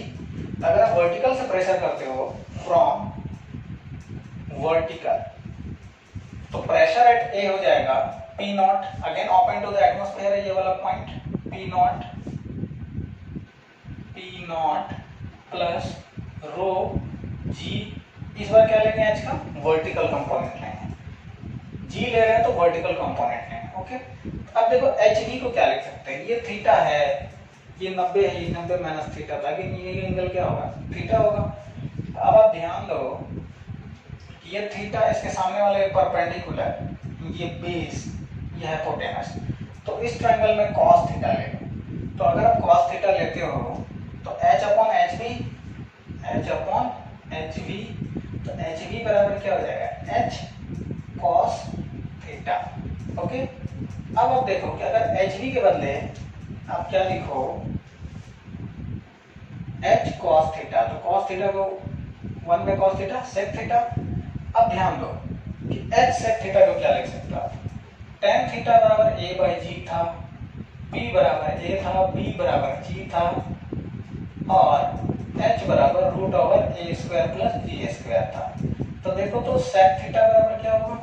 तो sec थीटा बराबर होता है cos का अपोजिट, तो h by b root over a square plus ji square upon g. Okay, base g है तो यहाँ पे पुट कर दो। तो P not plus rho g h into root over A square plus ji square upon g. देखो ये g cut जाएगा, P not plus rho H root over A square plus ji square आ गया। तो vertical height से भी calculate किए तो भी देखो सेम ही वैल्यू आया। तो आप किसी भी तरीके से प्रेशर कैलकुलेट कर सकते हो। इक्वी प्रेशर लाइन से आप हॉरिजॉन्टल डायरेक्शन में हो तो भी प्रेशर कैलकुलेट कर सकते हो, वर्टिकल डायरेक्शन में हो तो भी कर सकते हो। तीसरा, रिजल्टेंट एक्सेलरेशन के डायरेक्शन में अगर आपका एच पता है तो आप तो भी अब डायरेक्ट प्रेशर की वैल्यू लिख सकते हो। ओके, आई होप आपको समझ में आया होगा। अब क्वेश्चन करते हैं।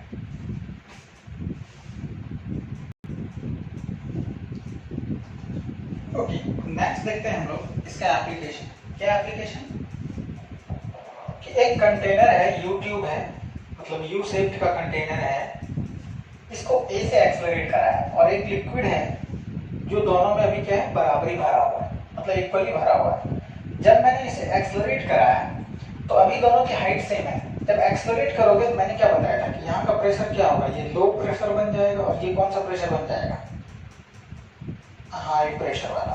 तो लिक्विड क्या करेगा, सूडो फोर्स की वजह से ये वाला लिक्विड इधर शिफ्ट कर जाएगा, जिसकी वजह से ये क्या आ जाएगा, नीचे आ जाएगा। ओके, तो क्वेश्चन में कह रहा है कि find the difference in height of liquid in two column. इस दोनों कॉलम में जो हाइट का डिफरेंस है वो क्या होगा। तो देखो अगला सिचुएशन क्या बन जाएगा, अगला सिचुएशन कुछ ऐसा बन जाएगा।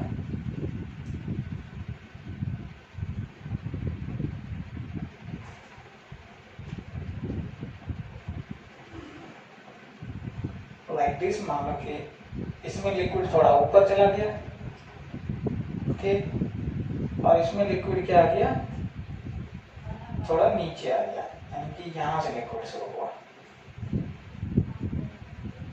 इस तरह का डायग्राम बनेगा। ठीक, अब देखो कि इस तरह का डायग्राम बनेगा तो यहां से हम लोग क्या करेंगे, इस लाइन को मिला लेंगे और ये लेंथ कितनी गिवन है, L, तो हम लोग लिख सकते हैं कि ये भी लेंथ कितना है, this will be also L, और ये एंगल मान लेते हैं थीटा, और ये हाइट का डिफरेंस क्या होगा, यही हाइट का डिफरेंस हो जाएगा h, this is the difference in height of liquid column. अगर मान लो कि ये एक्सेलरेट होगा, इधर हाई प्रेशर बन जाएगा, इधर लो प्रेशर, तो लिक्विड इधर शिफ्ट करेगा तो ये किधर आ जाएगा, नीचे, जिसके कारण इसका लेवल क्या होगा, अब ऊपर चढ़ जाएगा और ये नीचे आ जाएगा। तो जहां से ये खत्म हो रहा है वहां से यहां तक की जो हाइट है, यही तो लेवल का डिफरेंस है ना, ये इतना ज्यादा है। तो अब हम लोग h की वैल्यू फाइंड करते हैं। तो हमें पता है कि tan थीटा इक्वल्स क्या हो जाएगा इस ट्रायंगल से, तो p upon p, h upon l, और आपको ये भी पता है कि tan थीटा इक्वल्स क्या होता है, a अपॉन g, तो a upon g is equal to h upon l, therefore h is equal to al upon g, ये क्या हो जाएगा, हाइट का डिफरेंस हो जाएगा। ओके, अगला क्वेश्चन देखो। अब यहाँ पे ये दोनों अपोनेंट जो था एटमॉस्फेयर था,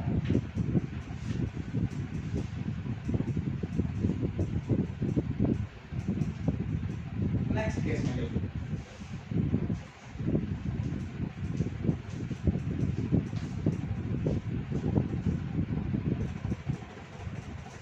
ओके, तो नेक्स्ट जो है, नेक्स्ट क्वेश्चन ये है कि एक आपका क्या है, क्लोज कंटेनर है, ओपन कंटेनर नहीं है, और इस क्लोज कंटेनर में जो लिक्विड भरा हुआ है उसकी डेंसिटी कितनी है, रो। ओके, अब ये पॉइंट ए है जो यहाँ से वर्टिकल हाइट h पे और यहाँ से हमारी जेंटल लेंथ l पे है। अब पॉइंट ए की हमें क्या करनी है, find the net pressure at A, तो ए पे नेट प्रेशर निकालना है। तो अगर ये मान लो कि टैंक जो है ये ओपन टू द एटमॉस्फेयर होता, अगर ये ओपन होता तो ये सारे पॉइंट इक्वी प्रेशर लाइन कहलाते, क्योंकि सब जगह प्रेशर कितना होता, P0, लेकिन चूंकि ये टैंक भरा हुआ है, मतलब क्लोज है, तो इस वाले पॉइंट्स को हम लोग इक्वी प्रेशर, यानी लिक्विड के जो ये वाला पॉइंट है इसको हम लोग इक्वी प्रेशर लाइन नहीं कह सकते। ओके, और ये एक्सेलरेटेड भी है, तो हमें क्या करना होगा, सबसे लो वाला प्रेशर जो पॉइंट है वहां से शुरू करना होगा। तो आप चाहो तो आप ए पे कैसे पहुंच सकते हो, ऐसे ऐसे पहुंच सकते हो, दूसरा तरीका है ऐसे जाओ और ऐसे पहुंच जाओ। ओके, तो पॉइंट ए पे जो प्रेशर होगा, प्रेशर एट ए, अगर आप यहाँ से नीचे आते हो तो कितना प्रेशर आपने गेन किया, रो जी एच। ओके, तो नीचे आने से प्रेशर बढ़ता है, फिर एक्सेलरेशन का अपोजिट जाने से भी बढ़ता है। तो यहाँ पे अगर प्रेशर है रो जी एच, तो यहाँ से यहाँ पे जितना भी प्रेशर है लिक्विड के अंदर, वो उस प्रेशर में थोड़ी सी इंक्रीमेंट होगी, क्योंकि पॉइंट ए का प्रेशर ज्यादा होगा, एक्सेलरेशन का अपोजिट क्या होता है, एक्सेलरेटेड फ्लूइड की प्रेशर में इंक्रीमेंट होता है। तो rho g h plus rho a l, तो पॉइंट ए की नेट प्रेशर ऐसे हो जाएगा। अगर आप यहाँ से चलोगे तो पहले आ जाएगा रो ए एल, फिर आ जाएगा रो जी एच। तो आपको एक ऐसा पॉइंट ढूंढना होगा जो कि मिनिमम प्रेशर वाला पॉइंट होगा। यहाँ पे प्रेशर क्या आपका मिनिमम है, इस लिक्विड के अंदर इस वाले पॉइंट के प्रेशर मिनिमम होगी, क्योंकि ये लेंथ के अकॉर्डिंग यहाँ पे एल भी जीरो है और यहाँ पे एच भी जीरो है। एल और एच इस पॉइंट पे, इस कॉर्नर पे दोनों जीरो है। यहाँ पे अगर देखो तो आपका एच तो जीरो होगा, लेकिन लेंथ कुछ ना कुछ है, तो इसको आपको मिनिमम प्रेशर वाला पॉइंट नहीं माने। ओके, आगे देखते हैं।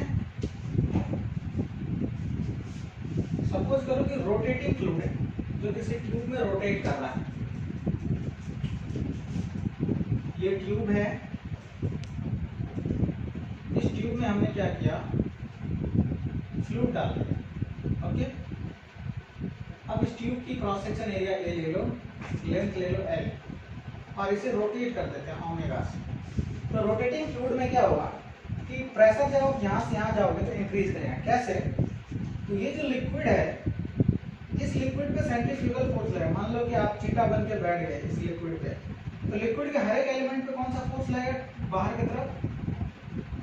सेंट्रीफ्यूगल। मैं नॉन इनर्शियल फ्रेम से ले रहा हूँ, रोटेटिंग फ्रेम से ले रहा हूँ। तो अगर इस लिक्विड पे सेंट्रीफ्यूगल लगेगा तो इस लिक्विड को बैलेंस कौन करेगा? तो ये जो आपका सरफेस, आपका क्रॉस सेक्शन दिख रहा है, ये नॉर्मल लगाएगा लिक्विड पे। तो लिक्विड की अगर एबिलिटी देखा जाए तो अगर ये आपका इमेजिनरी लिक्विड कॉलम है, इसमें लिक्विड भरा हुआ है, इस लिक्विड पे इधर नॉर्मल लग रहा है और इधर क्या लग रहा है? तो F सेंट्रीफ्यूगल लग रहा है, तब जाके लिक्विड बैलेंस है, यानी हॉरिजॉन्टली एक्सेलरेट नहीं कर रहा है, सर्कुलर मोशन में मूव कर रहा है। तो इसे नेट, जब आप सेंट्रीफ्यूगल फोर्स लेते हो तो नेट फोर्स को बैलेंस करते हो। अगर आप बाहर से देखोगे तो बाहर से अगर देखोगे तो ये जो नॉर्मल है यही इसको क्या प्रोवाइड करेगा? सेंट्रीपिटल फोर्स प्रोवाइड करेगा। तो हम लोग डायरेक्ट क्या करते हैं? मूविंग फ्रेम से देखते हैं। अब आप ध्यान से देखो तो मास यहाँ से यहाँ तक क्या है? डिस्ट्रीब्यूटेड है। तो सेंट्रीफ्यूगल फोर्स की जो मैग्नीट्यूड होती है वो होती है m ओमेगा स्क्वायर r। अब m ओमेगा स्क्वायर r, तो हर एक एलिमेंट अलग अलग डिस्टेंस पे, तो r सबके लिए क्या होगा? अलग अलग होगा। इस केस में हमें क्या करना होगा? इस केस में हमें एक एलिमेंट लेना होगा, यहाँ से x डिस्टेंस पे जाके dx का क्या किया हमने? एक एलिमेंट ले लिया, dx लेंथ का एलिमेंट ले लिया, लिक्विड भरा हुआ। ओके, तो जब हमने dx लेंथ का एलिमेंट ले लिया तो इसकी मास कितनी हो जाएगी? तो मास पर unit length, okay, into dx, ये क्या बन जाएगा? dm। और ये कितने दूरी पे है? x डिस्टेंस पे, और कितने से रोटेट कर रहा है? तो ओमेगा से रोटेट कर रहा है। तो देखो इस पे जो छोटा सा फोर्स होगा df, वो कितना होगा? तो dm ओमेगा स्क्वायर r के बदले क्या लिखेंगे? x। तो देखो dm के बदले क्या लिखोगे आप? Total mass upon total length into dx omega square x। Okay, integration 0 to l। ठीक है, अगर अच्छा रहेगा कि आप क्या करो, इसे डेंसिटी के टर्म में लिखो, ये ज्यादा बेटर होगा। तो डेंसिटी के टर्म में अगर आप लिखोगे तो मास को क्या लिख सकते हो? ये तो हो गया 0 टू l। मास को आप लिख सकते हो डेंसिटी इंटू वॉल्यूम। वॉल्यूम क्या हो जाएगा? एरिया इंटू ये cross section area into length, okay, upon l। इधर हो गया ओमेगा स्क्वायर x dx हो जाएगा। अब देखो आपका l और l खत्म हो गया, तो क्या बचा? रो a ओमेगा स्क्वायर बाहर, यहाँ हो जाएगा x स्क्वायर अपॉन 2, लिमिट 0 से l हो जाएगा रो a omega square l square upon 2। ये क्या हो जाएगा आपका? Net centrifugal force. अब आप ध्यान दो कि सेंट्रीफ्यूगल फोर्स और नॉर्मल रिएक्शन ये दोनों बराबर होंगे, तो इस एंड पे जो प्रेशर होगा, प्रेशर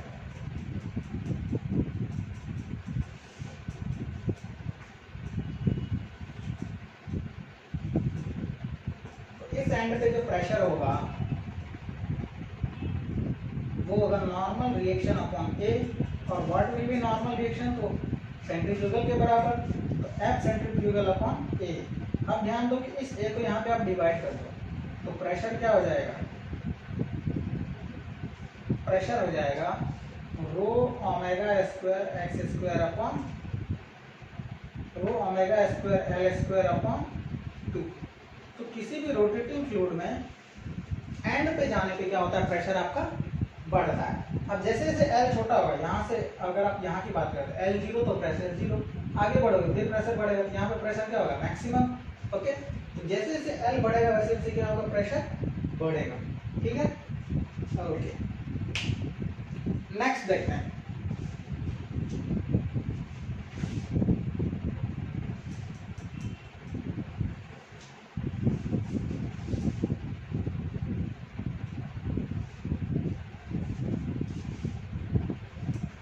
कभी कभी क्या होता है कि हम लोग पूरे कंटेनर को घुमा देते हैं, पूरे कंटेनर को ओमेगा से रोटेट कर देते हैं। सपोज करो इस कंटेनर में लिक्विड भरा हुआ है लाइक दिस, और इस होल कंटेनर को हम लोग क्या करते हैं? ओमेगा से रोटेट करा देते हैं। तो जैसे आप किसी भी कंटेनर को घुमा दोगे तो वाटर एक वर्लपूल बनाता है। अब पानी को घुमाओ तो एक इस तरह का शेप बनाता है, वर्लपूल शेप तरह का। तो ये जो शेप बनेगा कंटेनर ऐसा हो जाएगा, इस शेप में लिक्विड आ जाएगा कंटेनर में। कैसा?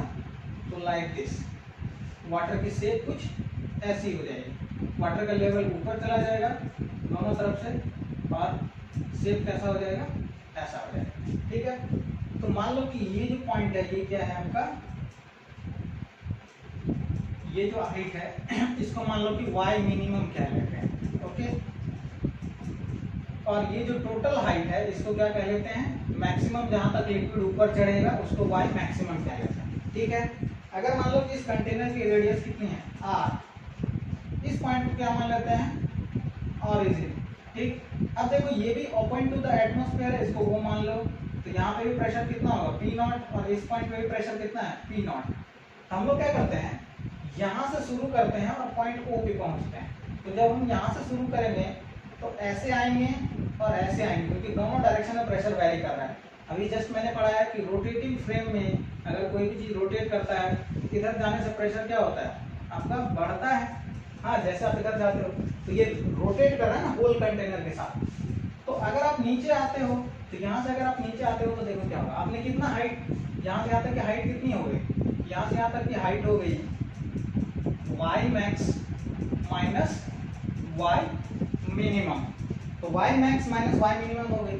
अगर इस पॉइंट से यहाँ पे आते हैं, इस पॉइंट को मान लो A, इस पॉइंट को मान लो B, तो अब देखो अगर आप या B से यहाँ पे A पे आते हो तो P नॉट नीचे अगर प्रेशर बढ़ेगा तो कितना बढ़ेगा? तो रो जी एच, एच के बदले y max minus y minimum.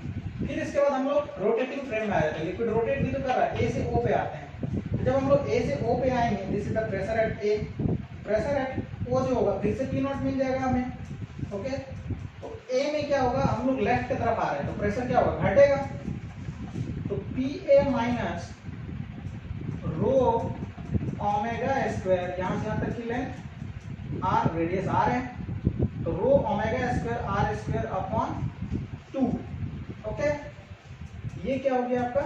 ये वाला प्रेशर हो गया, यहाँ से घट गया, फिर से हमें क्या मिलेगा? P not. अब देखो प्रेशर एट ए मिल चुका है हमें, P not minus P not plus rho ji Y max minus Y minimum. Okay, ये हो गया ए में से इतना घटा देंगे, rho omega square are square upon 2 is equal to, फिर से क्या मिल जाएगा?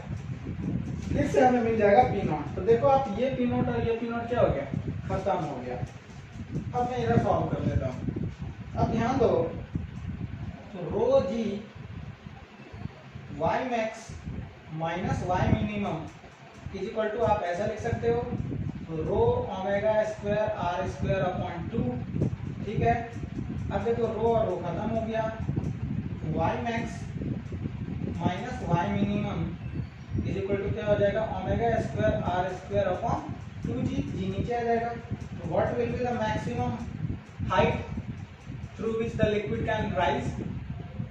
सो that will be y max equals y minimum plus omega square are square upon 2g। कभी कभी क्वेश्चन में डायरेक्ट y max और y मिनिमम की वैल्यू पूछ ली जाती है कि कितना राइज करेगा, मैक्सिमम हाइट नहीं पूछा जाएगा। तो राइज तो इतना ही करेगा, मिनिमम ये होगा, मैक्सिमम ये होगा, तो इतना ही लिक्विड का लेवल राइज बना। तो rise in level of liquid direct omega square are square upon 2g। Okay, I hope यहाँ तक समझ में आ गया होगा। तो अब हम लोग नेक्स्ट क्लास से थोड़ा बहुत बुयांसी बच गया है, हाइड्रोस्टैटिक में बुयांसी को डिस्कस करते हुए अब किस में चले जाएंगे? तो हाइड्रोडायनामिक्स में नेक्स्ट सेक्शन में हम लोग मूव कर जाएंगे। तब तक के लिए बेस्ट ऑफ लक।